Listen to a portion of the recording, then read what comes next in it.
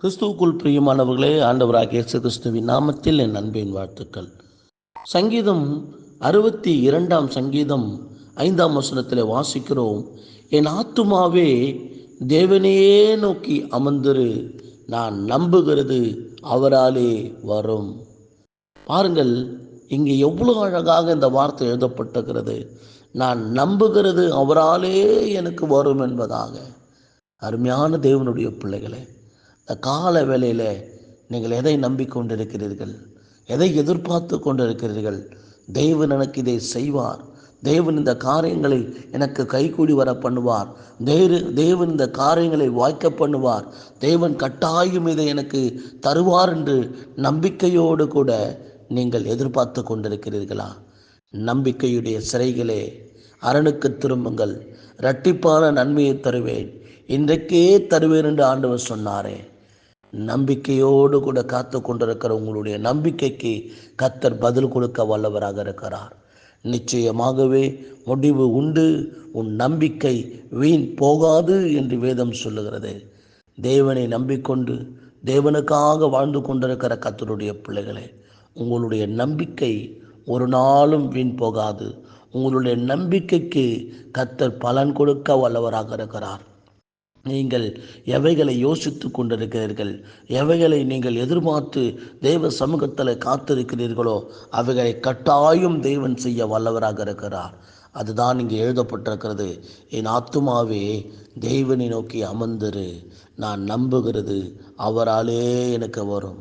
கொஞ்சம் வெயிட் பண்ணு.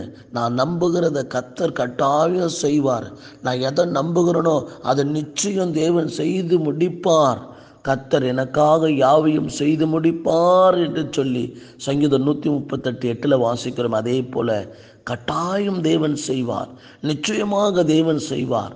எனவே நம்முடைய ஆத்துமா தேவனுடைய சமூகத்தில் அமர்ந்திருந்தா போதும், காத்திருந்தா போதும், நம்ம நம்பிக்கைக்கு பதில் வந்துடுங்க, நம்ம நம்பிக்கைக்கு பலன் வந்துடுங்க.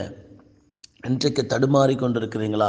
இந்த கடனை எப்படி கட்ட போகிறேன்னு தெரியலையே, இந்த கடனை எப்படியாக நான் கட்டி முடித்து விடுவேன் என்ற ஒரு நம்பிக்கை, இந்த வேலை எப்படியாவது எனக்கு கிடைத்து விடும் என்ற ஒரு நம்பிக்கை, இந்த வீட்டை எப்படியாவது நான் கட்டி விடுவேன் என்ற ஒரு நம்பிக்கை, என் பிள்ளைங்களை எப்படியாகிலும் படிக்க வைத்து விடுவேன் என்ற ஒரு நம்பிக்கை, என் பிள்ளைங்களுக்கு எப்படியாவது நான் திருமணத்தை செய்து முடித்து விடுவேன் என்கிற ஒரு நம்பிக்கை, இந்த கடனை நிச்சயமாக நான் கட்டி முடித்து இந்த கடனிலிருந்து நான் வெளியே வருவேன் என்று சொல்லுகிற ஒரு நம்பிக்கையை மட்டும் விட்டுறாதீங்க. நம்பிக்கையோடு கூட இருங்க.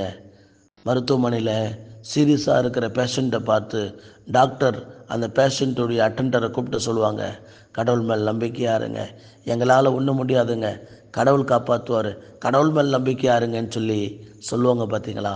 அதை போல தாங்க தேவன் மேலே நம்ம நம்பிக்கையாக இருக்கிறோம். அவர் தான் நம்மளை காப்பாற்றுகிறவர், அவர் தான் நம்மை தப்புவிக்கிறவர், அவர் தான் நம்மை விடுவிக்கிறவர், அவர் தான் நம்முடைய வாழ்க்கையை அற்புதங்களை செய்கிறவர். அற்புதங்களை செய்கிற தேவன் நம்மோடு கூட இருக்கிறார். அதிசயங்களை செய்கிற தேவன் நம்மோடு கூட இருக்கிறார். ஆச்சரியமான காரியங்களை நடப்பிக்கிற சர்வ வல்லமுள்ள தேவன் நம்மோடு கூட இருக்கிறார். எனவே நாம் பயப்பட வேண்டாம். நிச்சயமாகவே முடிவு உண்டு. உங்கள் நம்பிக்கை வீண் போகாது என்ற வார்த்தைகள் அப்படியே உங்கள் வாழ்க்கையிலே, என்னுடைய வாழ்க்கையிலே கட்டாயமாக நிறைவேறும். நம்ம நம்புகிறது அவராலே வரும். வானத்தையும் பூமியும் உண்டாக்கின கர்த்தரிடத்தில் தனக்கு ஒத்தாசை வரும் என்பதாக 121 சங்கீதத்தில் வாசிக்கிறோமே. ஒத்தாசை அனுப்புவார். பரலோக ராஜ்யத்திலிருந்து தேவன் நமக்கு ஒத்தாசையை அனுப்புவார், உதவிகளை நிச்சயமாக அனுப்புவார். இன்றைக்கான உதவியை நமக்கு அனுப்புவார், இன்றைக்கான தேவைகளை நிச்சயமாக சந்திப்பார். ஜெபம் பண்ண போகிற ஆண்டவரே, இன்றைய நாளுக்குரிய தேவையை சந்தியும் ஆண்டவரே, இந்த நாளுக்கு இருக்கிற இந்த பிரச்சனை என்னை விடுதலையாக்குங்கப்பா சொல்லி தேவ சமூகத்தை நோக்கி பார்த்து ஜெபிக்கலாங்களாம். என்னோடு கூட சேர்ந்து ஜெபியுங்கள். ஆண்டவரே, பாரத்தோடு கூட ஜெபிக்கிறோம் தகப்பனே. அப்பா, உம்முடைய சமூகத்தை நோக்கி நாங்கள் பார்க்கிறோம் அப்பா. நான் நம்புகிறது அவராலே வரும் என்று சொல்லப்பட்டிருக்கிறது போல ஆண்டவரே, நாங்கள் நம்புகிறோம் ஆண்டவரே. நீர் இவைகளை செய்வீர், நீர் இவைகளை செய்து முடிப்பீர் என்று நாங்கள் நம்புகிறோம் ஆண்டவரே. கர்த்தர் எனக்காக யாவையும் செய்து முடிப்பார் என்று சொல்லி வேதத்தில் வாசிக்கிறது போல ஆண்டவரே, தேவ பிள்ளைகளுடைய நம்பிக்கை ஒரு நாள் வீண் போகக்கூடாதப்பா. எவைகளுக்காக அவர்கள் நம்பிக்கொண்டிருக்கிறார்களோ அந்தந்த காரியங்களுக்கு கர்த்தர் அற்புதங்களை செய்ய முடியாது நாங்கள் ஜெபிக்கிறோம் தகப்பனே.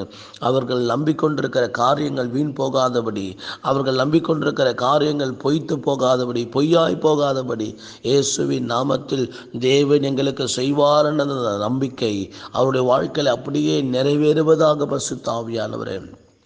ஆம் ராஜா, நீர் அப்படியே செய்து முடிக்க போகிறீர். தேவன் எங்களுக்காக யாவையும் செய்து முடிப்பார் என்ற வார்த்தைகள் அப்படியே நிறைவேறட்டும். நான் நம்புகிறது கர்த்தராலே வரும் என்று சொல்லப்பட்டிருக்கிற வார்த்தையின் பிரகாரமாக அவர்கள் நம்பிக்கொண்டிருக்கிற காரியங்கள் உம்முடைய நாமத்திலே வந்து சேருவதாக. தேவனே, ஒருவரையும் கைவிடாதபடி நடத்துங்கப்பா. அவர்களுடைய நம்பிக்கை ஒரு நாள் வீண் போகாதபடி கர்த்தர் அற்புதங்களை செய்யப்போவதற்காக நன்றி ஆண்டவரே. இயேசுவின் நாமத்தில் ஜெபிக்கிறேன் ஜீவனுள்ள நல்ல பிதாவே. ஆமென், ஆமென்.